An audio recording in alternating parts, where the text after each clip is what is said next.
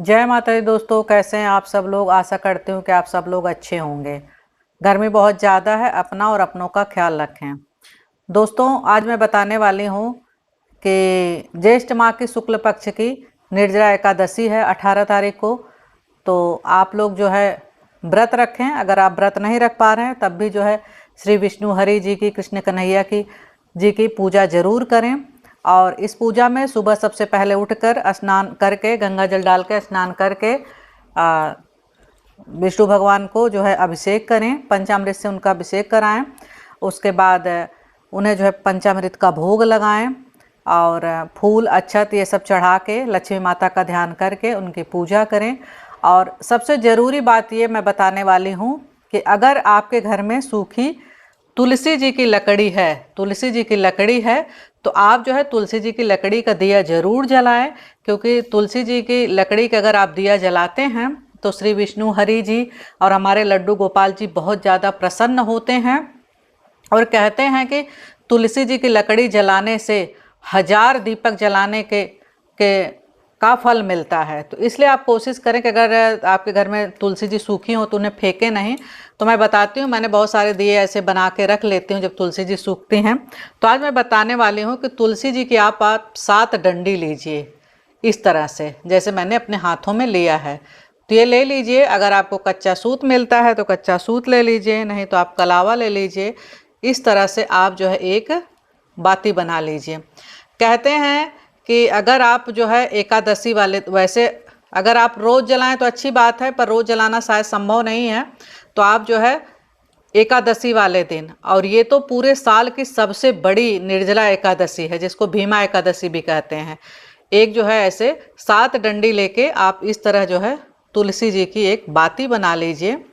और कहते हैं कि जिस घर में उस दिन जो है तुलसी जी के डंडी की, डंठल के दीपक अगर जलता है तो उस घर से वास्तु दोष दूर हो जाता है, उस घर की दरिद्रता धीरे धीरे खत्म होने लगती हैं, धन संपदा की कमी कभी नहीं होती है।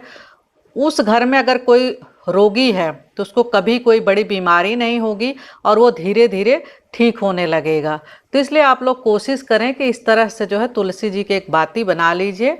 और अगर आप व्रत रहते हैं तो जब तक आप कथा करते हैं तब तक ये दिया जला के रखें। और अगर आपने तब तक दिया जला के रखा तो आपको कितना पुण्य मिलेगा मैं बता नहीं सकती हूँ। तो इसलिए आप लोग कोशिश करिए कि इस एकादशी पर तुलसी जी का एक दीपक जरूर बनाएं। इस तरह से मैं आप सबको बता रही हूँ। आप इस तरह से एक दीपक बना लीजिए और इस तरह से घी तैयार रख लीजिए, उसमें इसको डुबो लीजिए। इस तरह से आप डुबो लीजिए, डुबो के इस तरह से आप जला दीजिए अच्छे से। और अब आप जो है कोशिश करिए कि एक कटोरी में अलग से घी ले लीजिए जिसमें आप इनको पूरे अच्छे से डुबो दीजिए। इस तरह से डुबो के आप इस तरह से आप जला दीजिए। और निर्जला एकादशी वाले दिन जो है आटा, तरबूज, खरबूज और सीजनल फलों का दान किया जाता है जिसका बहुत ही महत्व है। तो आप जो है कोशिश करें कि इस निर्जला एकादशी पर तुलसी जी का डंडी का ये दीपक जरूर जलाएं। और कहते हैं कि कथा करते समय अगर आपने दीपक जलाया और पूरे श्रद्धा भाव से ध्यान दिया तो क्या पता श्री विष्णु हरि का आपको दर्शन ही हो जाए, क्योंकि इससे वो बहुत ज़्यादा प्रसन्न होते हैं। तो आप जो है इस तरह से बाती ज़रूर बनाएं और जलाएं इस तरह से। और ये बहुत आसान विधि है, इसमें कुछ करना नहीं है। बस आप तुलसी जी जब भी सूख जाएं तो उनको फेंकिए नहीं, घर में रख के इस तरह से बाती बना लीजिए। ये देखिए हमने बना रखा है। और कभी कभी अगर आप गौशाला में इनका दीपक जलाते हैं तो सारे देवी देवता बहुत ज़्यादा प्रसन्न होते हैं, गौ माता बहुत प्रसन्न होती हैं। तो कभी कभी आप गौशाला में भी जला के आ सकते हैं, कभी कभी विष्णु हरि के मंदिर भी जाके आप इस लकड़ी को जला के आ सकते हैं।